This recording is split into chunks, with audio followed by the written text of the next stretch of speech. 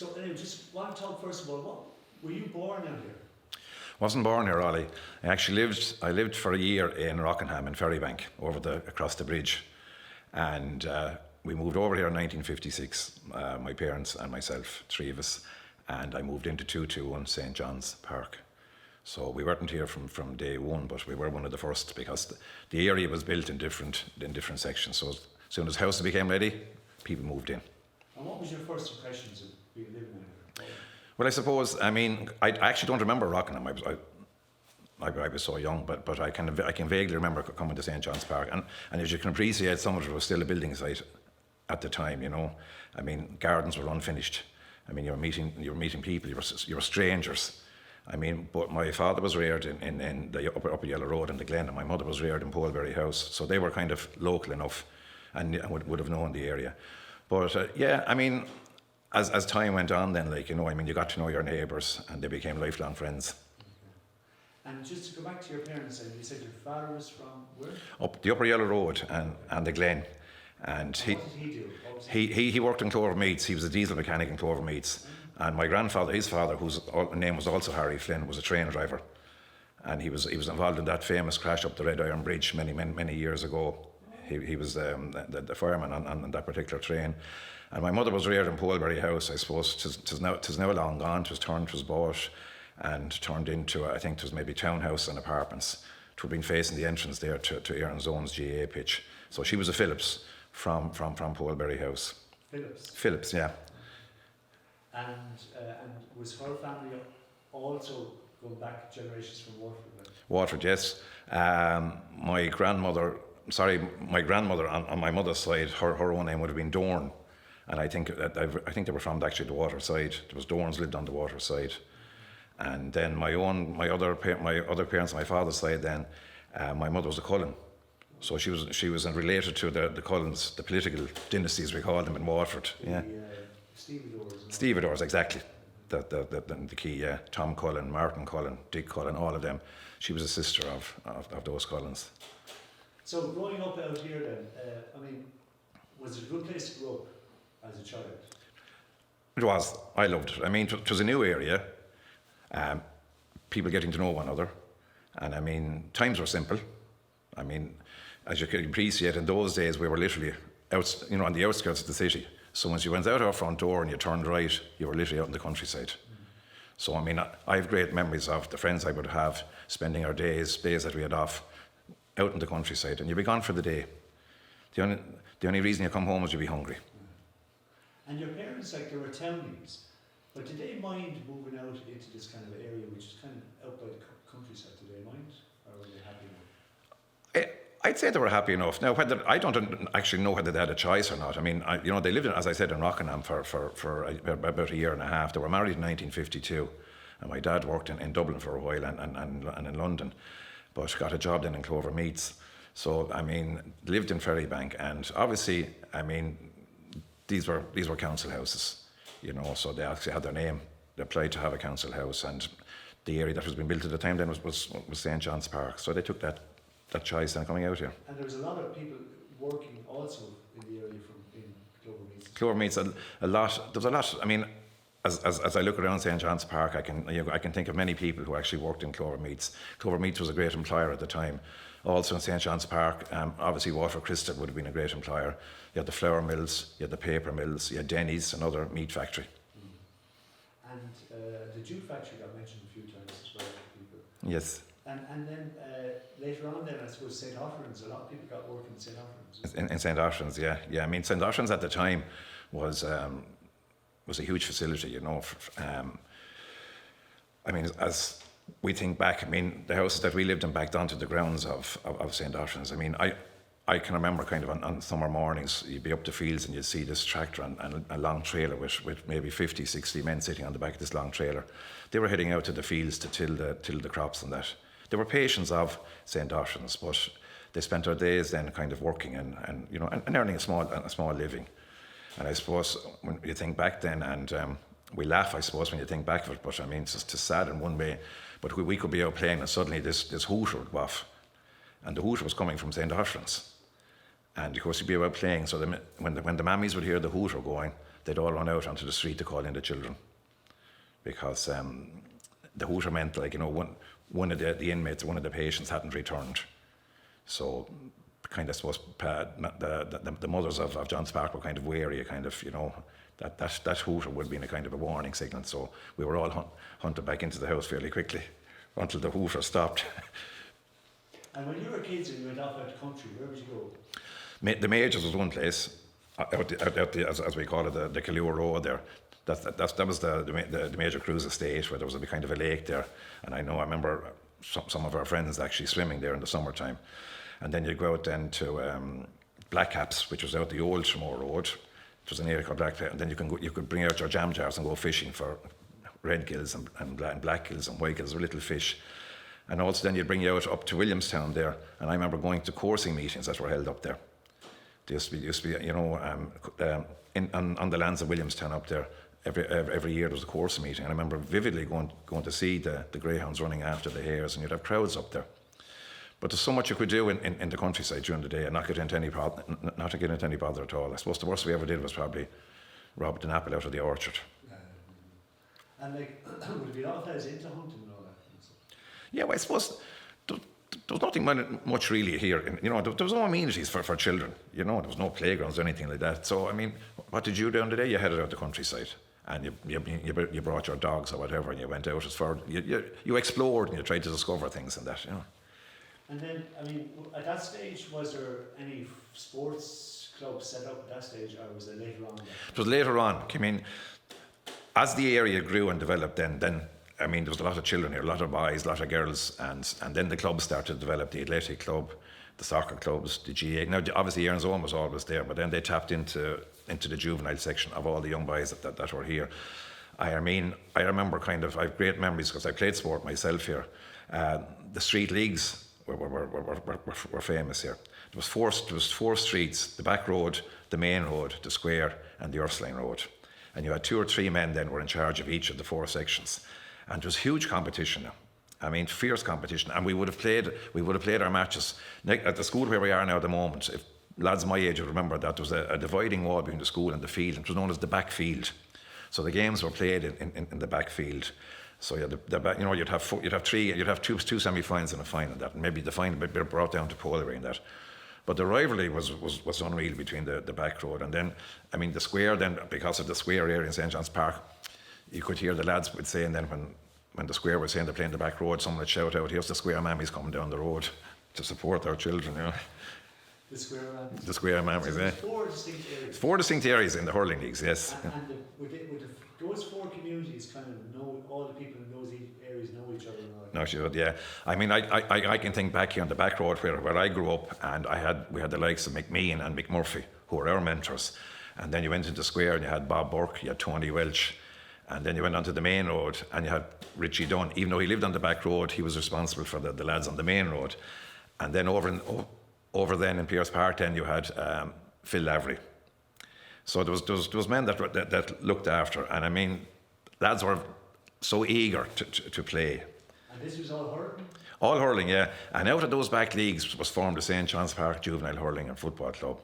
And I'm trying to think back in the first year that we entered the City Leagues competition, as we call it. I was lucky enough to be captain of the team.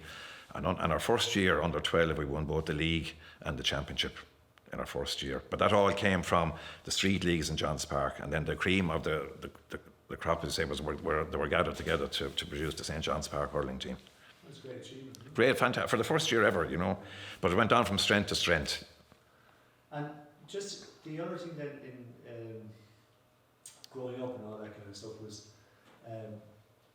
I suppose, going to primary school. Now, it's kind of interesting for you now, you're sitting here Yes. in Scullercall, but can you remember your first day in school? I do. I can actually, I remember my mother bring me down. I'm literally only 200 yards away. So, I mean, in those days, as you can appreciate, there was no cars to be seen in St. John's Park. Very few, if any. So children were, as we call it, marched down to school. And the room we're sitting in here now, where I'm being interviewed, is the room that is the old junior infant classroom.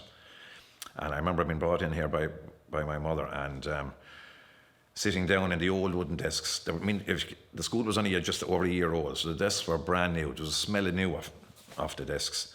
So I remember being brought in here then and meeting Mr. O'Donnell, who was, there was only 2 teachers here, I think at the time, the day that I arrived anyway, Brother Cross, who was the principal, and Mr. O'Donnell, Brian O'Donnell, who was still living locally. And coming in then, sitting in these brand new desks, and the smell of new in the school. Were you scared, or were you looking forward? I don't think I was scared, no. I mean, I suppose you were nervous because in those days there was no such thing as preschool or nursery or, or kindergarten. So like the first day you were here was actually the first day you were inside in a school setting. So it was all new to you. You probably thought, like, you're never going to see your mother again when she left. So there was tears. And we didn't realise at the time, I suppose, then there was more tears outside the classroom than there was inside the classroom. With the mammies going home and leaving their children, in the hands of someone they never met before. And then did you like school? I did. Overall, I like school. I mean, I spent 8 years here. I spent all my primary education here. We had the Christian Brothers, and we kind of had lay teachers as well. So we had a mixture. But overall, I must say I enjoyed my time here. And like in general, I suppose the Christian Brothers at that time had a tough reputation. Yes, yeah. Would that be true here as well? It would. I mean, corporal punishment was there, and I suppose we never know. I suppose you never mind being corrected for something you did. You misbehaved or whatever. But I can vividly remember lads that were in my class who needed he needed support, kind of academically, to bring them on a bit, but just couldn't get it because of the sheer numbers that were in the classroom. And obviously, if you didn't know something, the response from the Christian brother was to slap you. And 99 times out of 100, it wasn't the lad's fault that he didn't know it, because there was no extra support there to try and give him that little bit of encouragement, whatever. And as you said, like the classes would be very big. Huge. I mean, you could have 50 plus in classes. As we used to describe them years ago, like wall-to-wall children. But I mean, and I suppose some teachers ruled with an iron fist. They went in, they said, I have a job to do, let's go in and do it. And I mean, I don't remember kind of discipline, I suppose the issues we have nowadays are completely different to the issues we had in those days, Some might say it was easier those days, even with 50 plus in the class, it was easier to manage than maybe smaller classes today, but all the issues that children have. But I had a mixture of Christian Brothers, and my last few years here were with Christian Brothers in 5th class and 6th class, and then I had Brian O'Donnell teach me. I had more. I think if I think back, I probably had more brothers teach me than lay teachers at the time. And were you kind of studious going over? Well, I suppose the only thing I could say to you is I wasn't. Anything I ever got, I had to work hard at it. It didn't come easy. So I mean, once I knew in 6th class that I had in my head that I wanted to be a primary teacher, I knew I had to work hard. We had a brother in those who were in my class in 6th class, Brother Marr. He was known to us all as, and probably still is, that we'd be referred to as Birdie Marr, a superb teacher. And I mean, I would kind of, where I am today, I'd say it was due to him, due to his work with me in 6th class in primary school that set me on the road then when I went to Mount St. Secondary School. He was tough, but if you're listening and working hard, you got the results. And did you know at 6th class that you wanted to be primary school? Yeah, I remember asking the lads, individually, what do you think you'd like to be when you grow up? And I just had it in my head at the time that I'd like to be a teacher. And he said, you need to work hard. And I said, I know that. Now some of the lads wouldn't have a clue what they want to be. But I mean, I had this in my head for some reason, and I don't know what I put into my head, but I had in my head that I wanted to be I would love to be a primary teacher. Now, whether I was ever going to get there, I didn't know that, but that was the aim. That's good. And just in relation to the primary school, because obviously most of the kids here would be all coming from St. John's Park at that time. Yeah. But then within St. John's Park there was private houses, and most of the houses were council houses. Mm-hmm. But was there ever kind of a differentiation between both, like in the school or that? Or was it? No, I never saw that. I mean, as we used to call them, purchase houses. Yeah. You'd be talking about a family at home in the house, and the next minute your mother saying, they're living in the purchase houses. So that kind of, but I never saw it in school now, whether it exists or not, but I don't ever remember being like. Now I know the majority of lads in my class would have been from St. John's Park. I mean, you go back to the old registers, the old roll books here. I mean, after a class of 50, you probably had 47 or 48, and their address was St. John's Park. But it's really interesting then that for the girls it was the opposite. Like, they were going to a school where it was definitely marked out, you know, because St. Angela's, you had the boarding school. Yes, yeah. So there's very much a class. So I believe now, you know, that actually when the girls from St. John's Park moved into the Earth Sign, actually there was a marked difference between, you know, the girls coming from the other areas and the girls from St. John's Park. But that's never, I mean, the catchment area for this school is literally throughout the years has been St. John's Park. But in the last number of years that has changed because St. John's Park is now very much a mature estate. So therefore, I mean, we have children coming from estates, surrounding estates. But in that time, we wouldn't have had children. We say the Earth Sign would have had girls coming from various other areas of the city. In Scholar Con, no, that wasn't the case. It was just boys only from St. John's Park. And then you went to Mount Sion Secondary? Went to Mount Sion Secondary, spent 8 years here, and then I went on to Mount Sion Secondary. And as I said, I mentioned Bordymar again. I think in those times, you know, you had the Manor, Mount Sion, and Scholar Con. They were the three Christian Brothers schools, all competing for the best places in Mount Sion Secondary School. Because in those times, you were graded on the results you got in your entrance test. So I remember at the time that we had 1A, 1B, 1C and 1D. And 1A and 1B obviously did languages, French and Latin. And then 1C and 1D weren't considered intelligent enough, I suppose, to do studies, but they would have done the practical subjects like in the times woodwork and metalwork. But in the 1A class, and there would have been fierce competition, you can gather, between the three schools, not between the pupils, but the Christian Brothers who taught those classes, because they would be sitting down to dinner together in the monastery in Mount Sion every evening. And obviously trying to be one up on my colleague next door who's teaching out in Scholar Con in his 6th class, and he's in the Manor. So then when the results came out, then we say who got into the 1A class in Mount Sion. So the year I got there, I think we got over 20 lads from Scholar Con into the A class. And that, I would put that down again to Bordymar's work that year with us. And in the top 10, I think we had about, the top 5 were all from Scholar Con. It was incredible. So I can imagine the great bragging rights for Bordymar in Mount Sion at dinner when those results came out. I spent 5 years then. There was no such thing as transition year at the time. So I was 5 years there then, and I was hoping then that I had applied then to go to St. Patrick College in Dublin to train. And unfortunately, I didn't get the call, as we say. And I had actually gone back to repeat my leaving cert to give it another go. When I was back maybe about a month, when word came through that I was being offered a place. So obviously what happened was someone had dropped out, and I was next in line. So I left Mount Sion, having gone back for about a month to repeat, and packed my bags and headed to Drumcondra in Dublin. And did you have to catch up then in this stage? No. I mean, they were still only settling in. Yeah. And just in Mount Sion then, would the Scholar Con lads would stick together? Would you kind of like? Probably, yeah. We were kind of very clannish, you know. I mean, the Johnnies would stay together, you know. And we used to have our own bus would bring us up and down to Mount Sion. We didn't have to walk. Because there were so many going to Mount Sion, they decided that they would get a bus. And the bus was the Mount Sion bus. You would go down to get on the Mount Sion bus. And you mentioned the Johnnies, right? Yeah. Like, the area had a tough name. Yes, yeah. So what's your memory of all that? Right, I mean, yes, the area did have a tough name, you know. We had our Johnnies that were also known as the Naked City for some reason. I don't know where we got that name out of. But yeah, I mean, if you mention to your friends or cousins that, like, you know, where do you live in Johns Park? I mean, the reaction wouldn't be great. Now, obviously, there was a couple of tough lads here, and would have been well known, and probably, you know, would have given that name to us. You know, I mean, 95% of the people, you know, the families here we just want to get on with living and whatever, you know. And there's a few lads, you know, that kind of were a little bit wayward, I suppose, and crossed the line in that, and got a reputation. And today would have given us the name. I remember I had a cousin, I won't name him, but I had a cousin living in Polbury. And any time he'd want to come up and see me, I'd have to go down and meet him down where the Sacred Heart Church is now, because he wouldn't come into Johns Park on his own. So I'd go down and meet him, and I'd walk up with him, because I was one of the Johnnies then. He'd be safe enough coming up with me. And the other way, there was, like, you get a sense that there was great loyalty among the young lads in this area. towards each other. Yes. And they would stick up for each other. Yes. Yeah.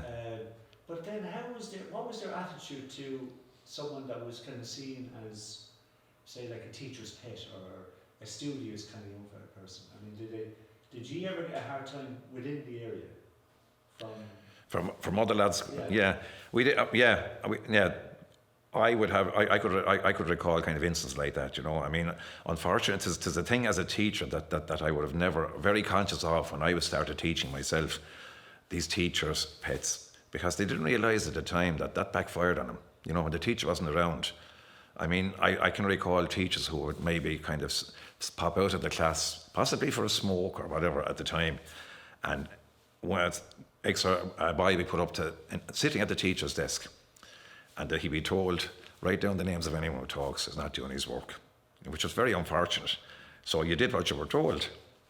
So, but anyway, after school that day, you know, the lads will be waiting for you, you know, that you're what we called in the day, what we used to call here the skinned on them, you know, and told. So it was a very unfortunate position for a child to be put in, that you'd have to kind of do what your teacher would tell you, you know, and kind of give them the list of names of boys who weren't working, were talking or messing, whatever that was.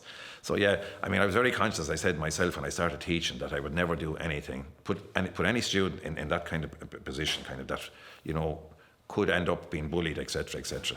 And was there much bullying around in the area among your own gang, among lads in the area?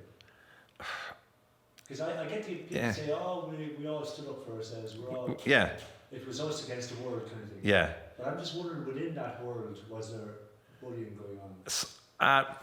I mean, all I can talk from is kind of, we say, from a school's perspective, what I remember. Yes, and there was a small amount of it. You know, but I mean, I agree with what you're saying. I mean, at the time we were probably the biggest council estate in Waterford when it was built. You know, so we were out here on the outskirts of the city. You know, we were downtown. We weren't out by the Yellow Road or Morrison's Road or whatever. We weren't out the Dunne Road, and we were a big new council estate. You know, so I suppose we kind of it was new, and I suppose we were very, very clannish, but clannish in a good way. You know, I mean, as you said, people looked out for one another, and even to this day, I mean, the way neighbours are so supportive of one another. I mean, I can look out the windows here and I can see people who are here as long as I remember. And do you remember any of that kind of thing of people saying, you know, people wouldn't get a job because they were from St. John's Park or that? I mean, that kind of prejudice in Waterford. I actually don't remember that. You know, I mean, growing up, I mean, the majority of people here, the majority of men were working. Now, obviously, they were working before they arrived in St. John's Park, most of them. You know, they were working elsewhere in any of the factories, and then they got a council house here, so they had a job. But growing up then, I suppose, you know, like some of these states, they get a bad name. And I mean, you send in your CV at the time or your letter of application and you see the address. I suppose some employers do say, look, it's unfortunate, you know, because of the address, you're scratched because of your address. And I mean, I think it's very, very unfair, because some of the best people that I've ever met and for loyalty and that come from St. John's Park. Well, I would say maybe not so much for, we say, manual work, right, working in factories and stuff like that, but more, we say, if you want to get on, move up the ladder, would you find that we maybe where you might have some prejudice? I'd have no experience of it, Ollie, but I could imagine knowing, like, you know, with an address at the time of St. John's Park, it could put obstacles in your way of being invited in for an interview or whatever. And just want to kind of jump on a little bit, because I know obviously you came back here as a teacher. Yes. So when you came back as a teacher, was there a lot of customers in that time? Yeah, I mean, I spent 2 years in St. Pat's College from 1973 to 75. So I remember I had no job, and Easter holidays in 1975, I was home, and I came up to here to Scholar Con, and Brother Doherty was the principal. He was teaching 6th class, and I asked, knocked to his door, and I said, could I see you for a second, Brother Doherty? He said, what can I do with you? I said, I'm going to finish college now, teacher training college in St. Pat's in June. You might keep in mind for any bit of work that you would have, because I wasn't interested in staying in Dublin, even though I had been asked to go for an interview for a school in Dublin, but I didn't want to stay in Dublin. I wanted to come home to Waterford. And he looked at me, and he said, Mrs. Kennedy's return in June, you can have her job. And that was it.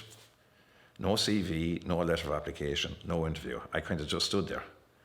So, and I said, fantastic, great. So I walked home, delighted. I was now living in the Folly. Walked down and told my mother and father that I have a full-time job at the end of June. And in those days, you worked, we say, 3 days into July. If I remember, in 1975, the primary schools, you worked 3 days into July, up to the 3rd of July. For some reason, I don't know why, you didn't finish the end of June. But by working those 3 days here in Scoil I got paid for the summer. So I got 2 months' wages at the time. So I thought I was a millionaire just after working for 3 days. So that's how life began here. Came back then and had 3rd class then in September of 1975. And I suppose the first thing that I had to try and do was maybe to get the children to start calling me Mr. Flynn. Because, I mean, I grew up in the area. I knew all the children I had in the class. I knew their families, etc., etc. So it was well Harry. So over time, we just got the lads to call us Mr. Flynn. I said, look, outside, whatever, but in school, it has to be Mr. Flynn. But was it difficult for you coming into the school that everybody, I mean, in a sense, I mean, for example, the Christian brothers would have a certain way of approaching it, because, as we said ourselves earlier on, it was quite hard. Yes, yeah. I mean, how did you manage to fit into all that? Did you have to adapt, go their way? You have to go, yeah, well, you were told what was expected of you, in terms of discipline, etc., etc. I mean, I say some of it is your choice, some of it is not your choice. You're expected to have discipline in your class, and you were told what way to implement the discipline. It was unfortunate. And as I said, I mean, I was going into a class and I'd look around the class and I'd see so many of the lads. Now, I wouldn't know the lads themselves, but I would know their families and that, I mean, it was a choice. It was a choice that I made myself. I know it could have been hard that you come back and start working as a teacher in the area where you grew up and went to school yourself. But it's something I was happy to do and come back and kind of do what I could then for the children going up here. I suppose, when I look back on it then, talking about discipline, I suppose the day that corporal punishment was banned, I suppose, was a very good day. I think it was back in 1982. Because, I mean, as I said, I mean, you were told as a young teacher. I mean, when I came back here teaching, I was only 19. So I did my leaving cert at 17. I was back teaching as a 19-year-old. And I mean, you were either getting a permanent job, so you were listening to what you're being told to do and listening carefully. You had to play ball. You had to play ball, yeah, whether you liked it or not. But anyway. And so, teaching here then, I mean, did the other teachers, I mean, because probably some of the teachers here knew you as a pupil. Yeah. What was that like? That must be weird for them. They would have taught me. Yeah. I came back to teachers who taught me. Now, they looked at me and said, yeah, right, maybe it was a good a success story for them. Maybe it was frowned upon. How does he know about teaching? But that's what I wanted to do. And I think overall they embraced it, I mean, it was a success. They were delighted to say that someone that they had taught in Scoil in St. John's Park went on and became a primary teacher and is now back teaching where he went to school. And talking about that kind of pride of people from the area doing well, because, I mean, you did also have a lot of other people around the area, like people like Sean Dunne, Jim Nolan, and Hennessy, and then you have people in sports. Sport, yes, yeah. Madigan, different people. Yeah. That hurlers and footballers and all the rest. I mean, would you think that there is a great sense of pride in the area when people do well? Oh, very much so. I mean, if I start thinking back to the lads who were in my class, they all went on to do very, very well for themselves. I mean, you're talking about solicitors, priests, teachers, both primary and secondary, accountants, all of that. I mean, just because you're John's Park, I mean, we still did as good, if not better, than other areas as well. We produced some fantastic students out of this school, and we're still doing it. And yeah, to jump right up to today, because I know today there's very few pupils in the school from St. John's. I mean, what have we got? 367. I suppose if we had 30 of them with an address of St. John's Park, it would be a lot. It's less than 10% anyway. But I mean, that's all changed. I said earlier on, I mean, it's a mature estate. So we'd be taking pupils from Cherrymount, Avondale, Ursline Court, Ursline Crescent, Kilcone, St. Herblan, Bracken Grove, and then we have them coming into the Dunmore Road as well, because with the new ring road here, we are so accessible then for people who are living on the Williamstown Road or the Dunmore Road, just to come down the inner ring road and they're straight into St. John's Park. And you also have a huge number of different ethnic groups, and different people from different backgrounds. I think at our last, when we do statistics every year, for our returns to the Department of Education, I think we had possibly just a little over 30 different nationalities in the school. But I mean, I think it's fantastic to have that for other children. I mean, you go into the junior infant classes now, we say in September. You're going to have children from different nationalities. They start school together and they spend the next 8 years together, and they don't know any different. So they grow up with children, and they from various cultures, from various countries around the world. And it's kind of interesting because I know in St. John's Park, if you go back to the beginning, you had people from Germany and Czechoslovakia, Italy, in one particular street. In the street, because of Waterford City, they brought in these craftsmen, as we call them at the time. Yeah. It's amazing that those children were playing on the street and their parents were speaking to them in German. Yes, or Italian, yeah. And here we are now. All the wheel, yes, and people think it's new, all this immigration. Yeah, but no, as you call it, the road you're talking about was known as the German Road. Now there was more nationalities than Germans there as well. There was Czech people from Czech Republic, well, the Czechoslovakia at the time, and Italy and various places. These were kind of talent, skilled craftspeople who were brought in. We say cutters, blowers, or whatever, brought in to train the local people, in the art of glass cutting. But as you said, the wheel seemed to have turned now, and now going back to when I was going to school here, we were all from John's Park, we were all from Waterford, we were all from Ireland. I don't remember any child from any other county, to mind say any other country. So I wouldn't have known that. But it's so normal nowadays in classes throughout Ireland, not just alone Scholar Con, but any primary school you go to now, you have students from various countries around the world. I mean, families who have come into Ireland the last number of years have made Ireland their home. And I suppose this is just for your own opinion, but you wouldn't have seen much racism in Ireland. No. It's something I'd be very, very conscious of, and that children would know that in the school. I mean, everyone is treated equally, irrespective of creed or colour or nationality. Everybody is treated equally in the school, and that message would be sent out loud and clear to all children. Now, unfortunately, now and again, there's a little argument and something is said that shouldn't be said, but we sort it out and we move on.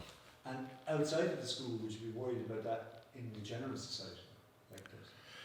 I suppose.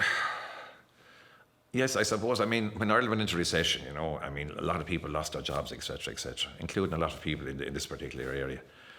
And then, of course, you had, the families coming in from other countries and that. And I suppose maybe there was a little resentment, the fact, that maybe if someone got a job there, and here you have been made unemployed, and you can't get a job. But I can see maybe there was maybe a slight resentment about that. Okay. And I suppose, just in relation to Scholar Con, I know it was originally set up by the Christian Brothers and all that kind of stuff, but did you ever think of the idea of co-education, or was that just? I don't think so. I mean, to set up, as I said to you, when the housing estate was built, there was only one school in the area that was the Erskine. So the boys, when this area was built, then the boys who were of school-going age, they had no boys' school in the area. So they went over to the Erskine. So they were accommodated at the Erskine. And so the day then that the school opened, on the 31st of August 1959, the teacher who was teaching them in the Erskine, she would have marched those, I think it was 50-something boys, over here to be greeted by Brother Cross and Mr. Dunne. The rooms that we're sitting in today were actually the only rooms that were built at that particular day. The rest of the school was the building site. So there was literally only 2 rooms vacant for junior infants and senior infants on that day. The fact that there was a huge girls' school or with their own secondary school, I don't think there's ever mooted that there'd be a boy. And the fact that we were a Christian Brothers school, it was expected at the time that all the boys in 6th class, when they would move on to secondary school, they would move to Mount Sion. Never a question asked, Yeah, you didn't even think about that. You're going from Scholar Con to Mount Sion. The one thing that people always say to me all the years that I've been working here, and families I know, the one regret they had was that their children actually had to leave the area to go to secondary school. And the one question was always asked is, why did you not build a secondary school here? That the lads could have just stayed in this, There's the one thing that always, even to this day, the one regret they had, that when their lads left Scholar Con, they had to move into town, as they call it. They're moving out of their comfort zone, so they're moving into town, and all that threw up then, you see, as well. But the fact was, you were never going to, that was never going to happen. You only had one sixth class, maybe of 50 pupils, so you weren't going to build a secondary school for 50 pupils going ahead, even though the land was there next to the school here. But no, and it was never, I've never heard it mentioned about having either mixed primary or mixed secondary. And then nowadays you're very tied into the local clubs, aren't you? The Erin's Own. Erin's Own, yeah. Very much connected with, we say, the soccer club. I would say to any child here, I love just to see him play sport, no matter what it is, and no matter who you play with. Just get yourself out, get yourself active, So, you have the soccer clubs here in the area. You have De La Salle up here, you have Tyke, you have St. Joseph's, you have Johnville, you have Erin's Own, the GA club. And children, they play with various other clubs. They could be playing with the Villa or Southend or Bowes. And it's great to see them. But we have a great connection now at the moment with Erin's Own and we say the juvenile branch of that club, where we have a liaison officer working in the school now. And also 3 times a week now, there's a group of Erin's Own hurlers are coming into the school for 3/4 an hour after school to coach the younger children and try and get them involved, which is great. And then also you have a big connection with the arts as well.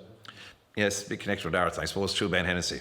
Ben went to school here, and he was back only recently with the Waterford Walls, and he spent a day here just before we broke up for some holidays, and he had every child in the school taking part in this collage, which is going to be, I believe, is going to be put up next to the book centre on the side wall there by Supermax sometime in August or September. But he took over the GP room, just put down all these big boards, and he got all the children from the various classes to come along and do their bit, all part of this Waterford Walls project, So we've had a great connection with Ben all down through the years. And creative writing as well with Sean. Creative writing, then, yes. Sean Dunne was in my class here in school. Sean and myself started the same day here. We went through 8 years of primary school. The two of us sat in the same room in Mount Sinai Secondary School for 5 years. He went to Dublin, I went to UCC, and he followed his life in journalism, etc., and then as a writer. And I went to Mount Sinai, and we kept in contact very much. He became the editor of the Weekender in the Examiner, which was the Cork Examiner at the time. I remember him coming back here at one stage, and he wanted to do a piece on his days in Scholar Con. And we had a great chat. Spent a day here going around, remembering bringing them into to the old classrooms and that things he would recall, the statue of the Virgin Mary up over looking down on us, the clock with the pendulum, the inkwells, and then he did a huge piece in the Weekender and a few photographs and that. So we kept him anytime he was in Waterford. I actually lived just literally up here, 100 yards up the road, 321. And how I know 321 is I lived in 221 and Sean lived in 321. And unfortunately and sadly, he went from us at all too young an age, from a heart condition. But from that, we decided as a school that I would like to remember Sean and his contribution to the literary world. And I suppose the book, I'm sure it hasn't been mentioned to you already, but one of the best reads I've ever had is a book he wrote about growing up in Johns Park called In My Father's House. It was such an easy read, but it was his memories of growing up in St. John. And anybody who grew up in St. John's Park could actually identify with every word and every page about that. So we asked at the time, a group of his friends got together and they formed what we call the Sean Dunne Young Writers Award, which is going to be an annual event, which is now Waterford Writers Weekend. And we asked to be part of it in his memory. And so every year we would have had a competition confined to the boys from 5th and 6th class. And it would be Jim Nolan would actually judge the entries. And then we would turn up on the night of the prize giving to be presented with the mayor. So lads, when you go to 5th and 6th and you mention Sean Dunne, yes, they know who Sean Dunne is. And where we're sitting now is the library of the school now. And literally, if you look at the plaque that was on the wall just as you come into the library, it's the Sean Dunne Library. And would the kids here read that book? Would they read that book now? They would read that. Now, for them to read it, some of the lads would. I have a couple of copies of it here in the school, and you can actually, some of it was to do with Scholar Con, some was to do what they used to do, how they used to pass time here. And I suppose it's an interesting read for children now, who when they leave school, some are just gone into a room, press a button, they're on a monitor, they're on the thing, completely different. They didn't exist in us. I think we were happier because we were out in the fresh air, enjoying ourselves, we saw very little television. Obviously, television, programs only started at 6 o'clock in the evening, black and white televisions. We probably heard more on the transistor or the wireless, as they called it at the time, than we saw on television. I I mean, Sean was obviously fairly bright. Was he writing when he was young? Loved writing. I remember when he went to secondary school, if anyone went to Mount Sinai, I remember half day every week you had to go up to the J pitches up at the top of the town to play hurling and football. Sean detested hurling and football, but it was obligatory to do it, you know, and you had everything in your power to try and get out of this, to stay in school and do something else. But the brothers were insisting, no, that you're going up here. You had to walk from Barrack Street up to where Airmount, you know, the Airmount maternity hospital was next door there. You had to walk up there then and walk back on a Wednesday, no matter, it could be raining. So Sean detested that, so I think he asked could he kind of stay in and do some writing. And I know, I can't speak, I kind of said that for Sean Crowe, who was their English teacher, he would have been a huge influence on Sean. So Sean was writing in secondary schools. I mean, he was probably writing here in primary schools, in Scholar Con, you know, he loved writing, whatever it is. But I know Sean Crowe would have had a great influence then as his English teacher in secondary school, and kind of, you could see he was writing poetry in secondary school. And do you remember, like, his mum died very young? Yes. Like, would that have had a huge effect on him, do you think? We left school, I can vividly recall, I think we're in junior infants, possibly junior infants. We came out the main gate of the school and we turned up. And as we were walking up, we all walked home together every day. We walked the same way. An ambulance passed us. And we started singing this song together. We're only little infants, our senior infants. Nina, Nina, someone is dead. Little did we know that the ambulance had stopped outside Sean's house, that Sean's mother had passed away. And when we walked up, I remember one of the neighbours catching Sean and bringing him into the neighbour's house, that he didn't have to go in. And it was very, very sad, because Sean had two brothers and a sister, and he was the eldest at about 5 years of age. And his dad, Richie, who was a wonderful man, wonderful character, was working in the papers at the time. And it was left to Richie either to give up his job and look after his children. But in the end, he kept his job and he hired a woman, Tess. I used to meet Tess on a regular basis. So she was employed by Richie to come out every day and get the children ready for school. And I know three of them remained there. Brendan, who was the youngest, was reared by his grandparents in Dunmore East. But I mean, to lose your mother at such a young age must have had a huge kind of effect on Sean. And I mean, to be growing up without a mother now, and I mean, he'll talk in his book about Tess, and times he got on with Tess and times he didn't get on with Tess. But I mean, it was, and his father, I mean, in fairness to his father, to keep going working, getting a daily wage to make sure that his children were looked after. And Richie was a great man in the community as well. A great man in the community, yeah, very much involved in Aaron's Own, very much involved in the GAA, loved the GAA. And he was a great scribe. It was only when I saw, you know, the way you'd have people who, what we call the PROs, who'd write the notes for the papers from the local clubs.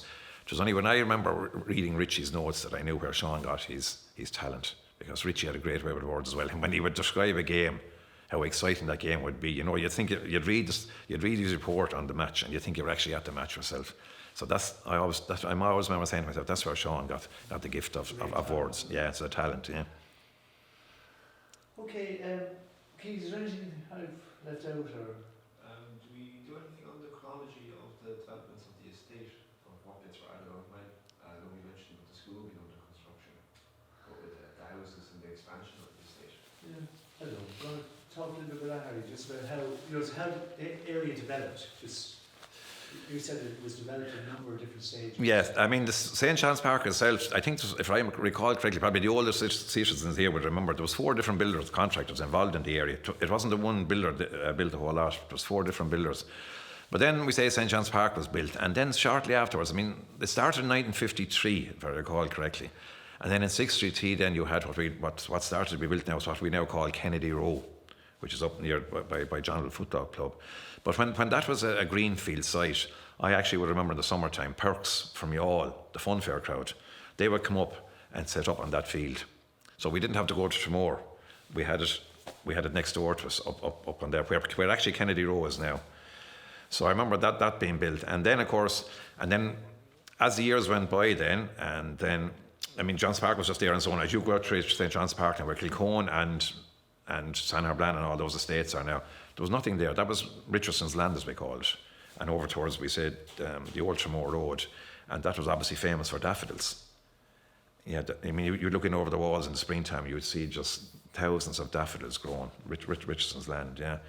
So that area, there was no houses. You could walk out that road, that country road, or walk out the Killure Road, and you'd just have bungalows dotted here and there.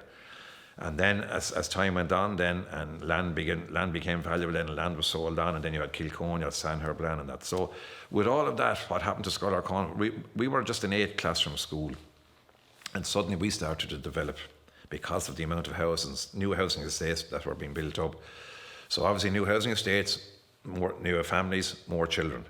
We're the local school. So what happened to us then, we found we had prefabs out in the front of the school for classrooms, because we had only 8 classrooms inside in the school. So this was going on and on and on. So we decided as a board, I went to the board and I said, look, we're going to have to apply maybe for an extension here, because you could project forward what was going to happen. I mean, the amount of houses that were going to be built and the plans that were there. So I'm going right up now, we say, to the year 2000, which is 16 years ago. We would have had about 8 prefabs out in the front of the school, and we applied for planning permission for an extension to our school. I wrote the first letter, kept writing letters, and I was lucky enough at the time that a relation of mine, we mentioned the Cullens earlier on, Martin Cullen was minister, and the connection there was through his kind of work and support that helped us to, we finally got to go ahead in 2006. 6 years after I write in the first letter, the builders arrived on site in September 2006 and built a beautiful brand new extension. It took a year. We were ready to enter in September 2007. And maybe just a little plug for my own brother, who was the builder, David Flynn. Just he looked after us, so I knew it was going to be done, and it was going to be done right. And so it took a year to do it. It was built in various stages. We had to move. We had to be one step ahead of the builders. So it was inconvenience at the time. And at the time, we had 13 prefabs out. We had more children out of the school than we had in the school. And then toilets were outside as well for the year. I know it was an inconvenience, but it was worth it in the end.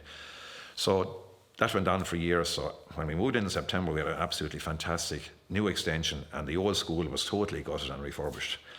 All in all, it cost in the bones of 5 million. And of course, you don't get everything from the Department of Education. And I would have had a parents' committee, a ladies' committee who were formed in 1976 and are still with me today. Not the same personnel, obviously, but the committee is still there. And they did a fantastic amount of fundraising. We had to raise X amount ourselves. And once I knew we were getting to go ahead, in the space of a couple of years, that committee and the generosity of the people at St. John's Park, because the way they look at it is, this was going to be their school. So the incredible sum of €120,000 was raised in a couple of years through the generosity of the people, the parents of the kids in the school, and the people who had maybe no longer any connection with the school, but whose sons did go to school many years before that. They saw it as their school. It's a community school. There's a local man in there running it, and they were any door you'd knock at, and people mightn't have it. They wanted to give it to you, to support, to see it. So it was through that fundraising that we were able to get all the extra bits and pieces, to finish off the school and get. We had the brand new railings, So the government weren't giving us money for that, but we knew we needed it. So it was through all that additional fundraising that we did, and the people of John's Park were absolutely fantastic at the time. No matter what fundraising event we had, they came on board and supported us. We had a dog night in Kilcone. I suppose it's one of the biggest dog nights I've ever seen there. The year that we're just finishing off the school, we needed more money, and on that night we raised €30,000 in one night at the dogs, through the support of going around selling tickets, selling cards, people sponsoring this and sponsoring that. 30,000 on one night. It was fantastic.